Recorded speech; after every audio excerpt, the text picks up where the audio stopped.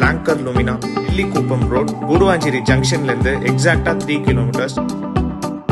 Cookery சேனலை பார்த்து யார் வேணாலும் சமையல் பண்ணலாம். ஆனா சுவையான சமையல் பண்றது எப்படி?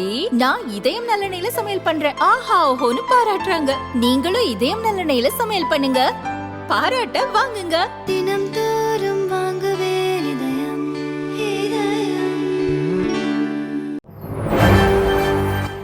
வணக்கம். செய்திச் சுருக்கம். தற்காலிக புயலாகும் ஃபெங்கல் 6 மாவட்டங்களுக்கு ரெட் அலர்ட். வளிமண்டல அடுக்குகளில் ஏற்பட்ட காற்று முறிவு காரணமாக ஆழ்ந்த காற்றழுத்த தாழ்வு மண்டலம் புயலாக மாறுவதில் தாமதம் ஏற்பட்டுள்ளது. இது வடக்கு மற்றும் வடமேற்கில் இலங்கையின் கடலோர பகுதியை நோக்கி நகரும். அதன்பின் இந்த அமைப்பு மேலும் வடக்கு வடமேற்கில் நகர்ந்து மாமல்லபுரம் காரைக்கால் இடையே நாளை காலையில் கரையை கடக்கக்கூடும். கரையை கடப்பதற்கு முன் இந்த அமைப்பு தற்காலிக புயலாக மாறி சில மணி நேரங்களில் வலுவிழக்க வாய்ப்புள்ளது. இதனால் தமிழகத்தில் அநேக இடங்களில் இன்று இடி மின்னலுடன் மிதமான மழை பெய்யக்கூடும். டிசம்பர் 4 வரை மிதமான மழை தொடர வாய்ப்புள்ளது.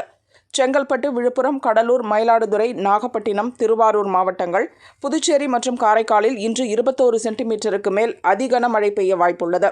இதற்கான ரெட் அலர்ட் விடுக்கப்பட்டுள்ளது.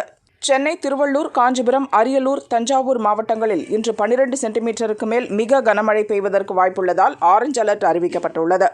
ராணிப்பேட்டை, திருவண்ணாமலை, கள்ளக்குறிச்சி, பெரம்பலூர், திருச்சி, புதுக்கோட்டை, சிவகங்கை, ராமநாதபுரம் மாவட்டங்களில் 11 சென்டிமீட்டர் வரை கனமழை பெய்ய வாய்ப்புள்ளது. நாளை சென்னை, திருவள்ளூர், காஞ்சிபுரம், செங்கல்பட்டு, விழுப்புரம், கள்ளக்குறிச்சி, கடலூர் மாவட்டங்கள் மற்றும் புதுச்சேரியில் அதிகன மழைக்கான ரெட் அலர்ட் விடுக்கப்பட்டுள்ளது. ராணிப்பேட்டை, திருவண்ணாமலை, பெரம்பலூர், அரியலூர், தஞ்சாவூர், திருவாரூர், மயிலாடுதுறை, நாகப்பட்டினம் மாவட்டங்கள் மற்றும் காரைக்காலில் நாளை மிக கனமழைக்கான ஆரஞ்ச் அலர்ட் விடுக்கப்பட்டுள்ளது. வேலூர், திருப்பத்தூர், கிருஷ்ணகிரி, தருமபுரி, சேலம், நாமக்கல், திருச்சி, புதுக்கோட்டை, கரூர் மாவட்டங்களில் ஓரிரு இடங்களில் கனமழை பெய்ய வாய்ப்புள்ளது. கனமழை எச்சரிக்கை எதிரொலி, பள்ளி கல்லூரிகளுக்கு விடுமுறை. கனமழை எச்சரிக்கை காரணமாக விழுப்புரம், கடலூர் மாவட்டங்களில் பள்ளி மற்றும் கல்லூரிகளுக்கு இன்று மட்டும் விடுமுறை அறிவிக்கப்பட்டுள்ளது. சென்னை, செங்கல்பட்டு மாவட்டங்களில் இன்று பள்ளிகளுக்கு மட்டும் விடுமுறை அறிவித்து அந்தந்த மாவட்ட கலெக்டர் உத்தரவிட்டுள்ளனர். கல்லூரிகள் வழக்கம் போல் செயல்படும் என தெரிவிக்கப்பட்டுள்ளது. புதுச்சேரி, காரைக்கால் பகுதிகளில் இன்றும் நாளையும் 2 தினங்களுக்கு பள்ளி மற்றும் கல்லூரிகளுக்கு விடுமுறை அறிவிக்கப்பட்டுள்ளது. அண்ணாமலை பல்கலைக்கழகம் மற்றும் உறுப்பு கல்லூரிகளில் இன்று நடைபெற இருந்த தேர்வுகள் கனமழை காரணமாக ஒத்திவைக்கப்பட்டுள்ளது. ஒத்திவைக்கப்பட்ட தேர்வு மற்றொரு நாள் நடத்தப்படும். தேர்வு தேதி பின்னர் அறிவிக்கப்படும் என அண்ணாமலை பல்கலைக்கழக பதிவாளர் தெரிவித்துள்ளார். இந்துக்கள் மீது தாக்குதல், மோடி ஜெய்சங்கர் ஆலோசனை. வங்கதேசத்தில் இந்துக்கள் மீதான தாக்குதல்கள் அதிகரித்துள்ளது. இதை கண்டித்து போராட்டம் நடத்திய இஸ்கான் அமைப்பின் துறவி சின்மாய் கிருஷ்ணதாஸ் கைது செய்யப்பட்டார். அவர் மீது தேச துரோகம் உட்பட 18 பிரிவுகளின் கீழ் வழக்கு பதிவு செய்யப்பட்டுள்ளது. சிட்டகாங் நீதிமன்றத்தில் ஆஜர்படுத்த அவரை போலீசார் அழைத்து வந்தபோது அவரது ஆதரவாளர்கள் போராட்டத்தில் ஈடுபட்டனர். போலீஸ் வாகனங்கள் சேதப்படுத்தப்பட்டன. வழக்கறிஞர் ஒருவர் கொல்லப்பட்டார். இந்த விவகாரத்தில் நடவடிக்கை எடுக்க வலியுறுத்தி இஸ்கான் மற்றும் ராமகிருஷ்ண இயக்கம் ஆகியவை மத்திய அரசை வலியுறுத்தியது. பார்லிமெண்டின் நடப்பு கூட்டத்தொடரிலும் இந்த பிரச்சினை எதிரொலித்தது. இந்த சூழலில் பிரதமர் நரேந்திர மோடியை வெளியுறவு அமைச்சர் ஜெய்சங்கர் நேற்று சந்தித்து பேசினார். அப்போது வங்கதேசத்தில் இந்துக்கள் மீதான தாக்குதல் குறித்து பிரதமரிடம் அவர் விரிவாக எடுத்துரைத்ததாக கூறப்படுகிறது. வங்கதேசத்தில் இந்துக்கள் மீதான தாக்குதல், நாடெங்கும் போராட்டம் நடத்த பாஜக முடிவு. வங்கதேசத்தில் இந்து கோவில்கள், இந்துக்கள் மீதான தாக்குதல்கள் அதிகரித்துள்ளன. இதனை கண்டித்து இந்துக்களை திரட்டி போராட்டம் நடத்திய இஸ்கான் அமைப்பின் துறவி சின்மாய் கிருஷ்ணதாஸ் கடந்த சில நாட்களுக்கு முன் கைது செய்யப்பட்டார். அவருக்கு ஜாமீனும் மறுக்கப்பட்டுள்ளது. இதற்கு மத்திய அரசு கடும் கண்டனம் தெரிவித்துள்ளது. மேற்கு வங்கம், அசாம், திரிபுரா மாநிலங்களில் பாஜகவினர் போராட்டம் நடத்தினர். இதனைத் தொடர்ந்து வங்கதேசத்தில் சிறுபான்மையினராக இருக்கும் இந்துக்கள் தாக்கப்படும் பிரச்சினையை நாடு முழுதும் கொண்டு செல்ல பாஜக திட்டமிட்டுள்ளது.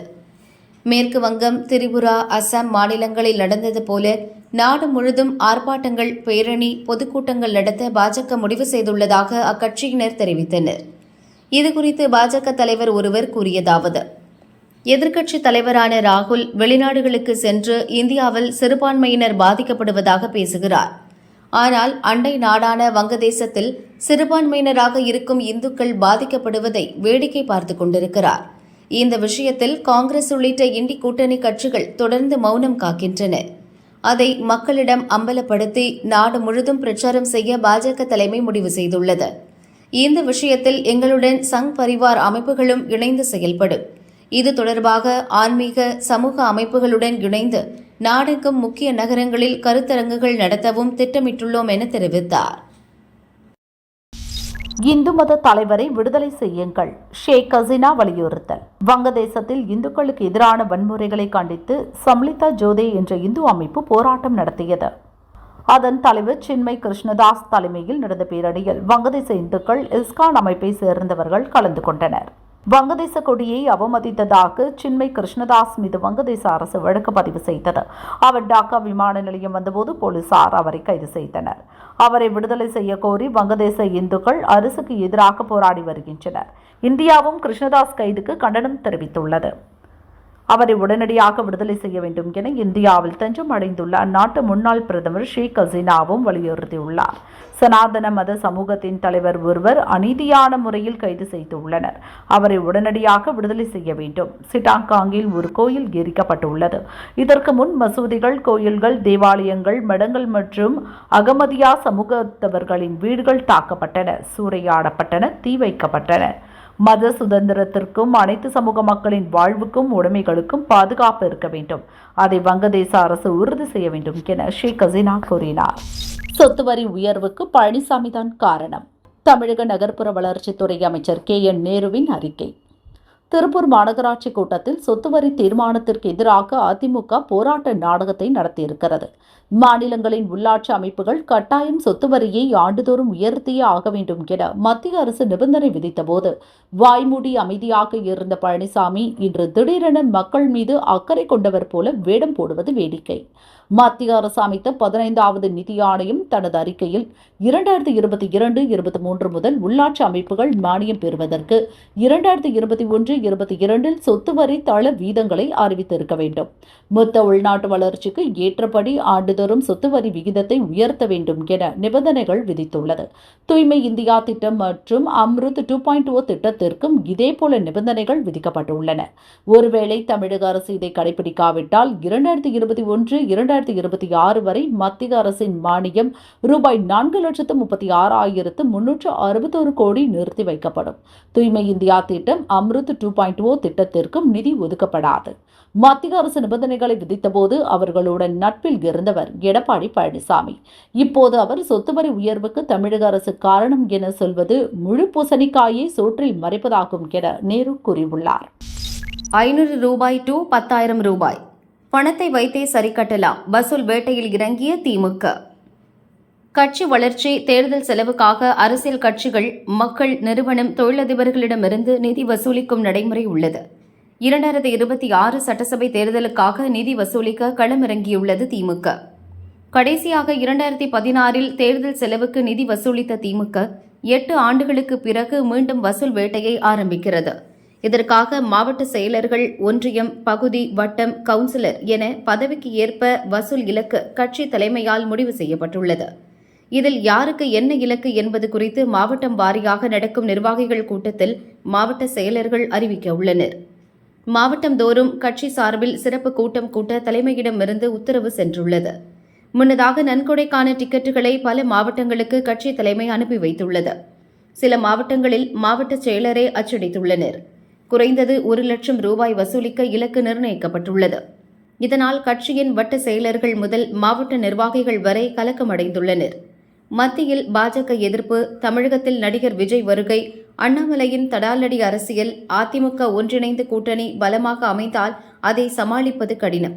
இன்னொரு பக்கம் விசிகவின் ஆட்சியில் பங்கு கோஷம் உட்பட பல்வேறு சவால்கள் திமுகவுக்கு இருக்கிறது. இவற்றையெல்லாம் பணத்தை வைத்து ஈடுகட்டலாம் என திமுக தலைமை முடிவெடுத்திருக்கிறது. அதனால் பொருளாதார ரீதியாக கட்சியை வலுப்படுத்த வேண்டும் என்ற கட்டாயம் கட்சி தலைமைக்கு ஏற்பட்டுள்ளது. இதனால்தான் தேர்தல் நிதி வசூலிக்க வேண்டிய கட்டாயம் கட்சி தலைமைக்கு ஏற்பட்டுள்ளது. ஆட்சிக்கு வந்து 3.5 ஆண்டுகள் கடந்த நிலையில் இதுவரை நிதி வசூலிப்பில் திமுக தரப்பு ஈடுபடவில்லை. தேர்தல் நெருங்குவதால் 2016க்கு பின் இப்போது தேர்தலுக்காக நிதி வசூல் செய்யும் திட்டத்தை திமுக கையில் எடுத்துள்ளது. இதன்படி 500, 1000, 10,000 ரூபாய் என நன்கொடை டிக்கெட்டுகள் அச்சடிக்கப்பட்டு மாவட்ட செயலர்களுக்கு அனுப்பப்பட்டுள்ளது என்கின்றது திமுக வட்டாரம். வந்தே பாரத் ரயில்கள் வேகம் குறையாது.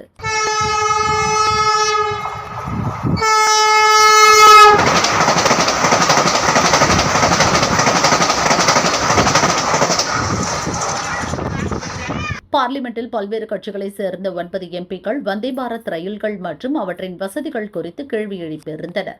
அவர்களுக்கு மத்திய ரயில்வே அமைச்சர் அஸ்வினி வைஷ்ணவ் எழுத்துப்பூர்வமாக பதிலளித்தார். நாடு முழுவதும் 136 வந்தே பாரத் ரயில்கள் சிறந்த பாதுகாப்புடன் இயக்கப்படுகிறது.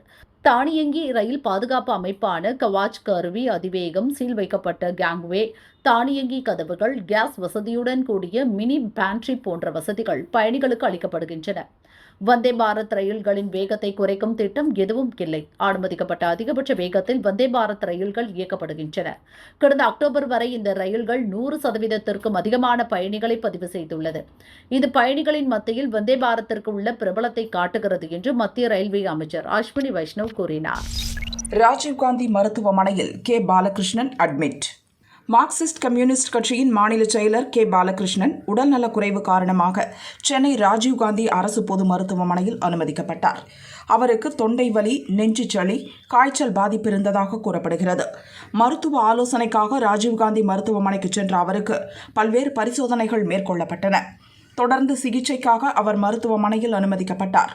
காது, மூக்கு, தொண்டை நல மருத்துவர்கள், பொதுநல மருத்துவர்கள் அவருக்கு சிகிச்சை அளித்து வருகின்றனர். கே. பாலகிருஷ்ணனின் உடல்நிலை சீராக இருப்பதாகவும் மருத்துவ கண்காணிப்புக்கு பிறகு அவர் ஓரிரு நாட்களில் வீடு திரும்புவார் என்றும் மருத்துவர்கள் தெரிவித்துள்ளனர்.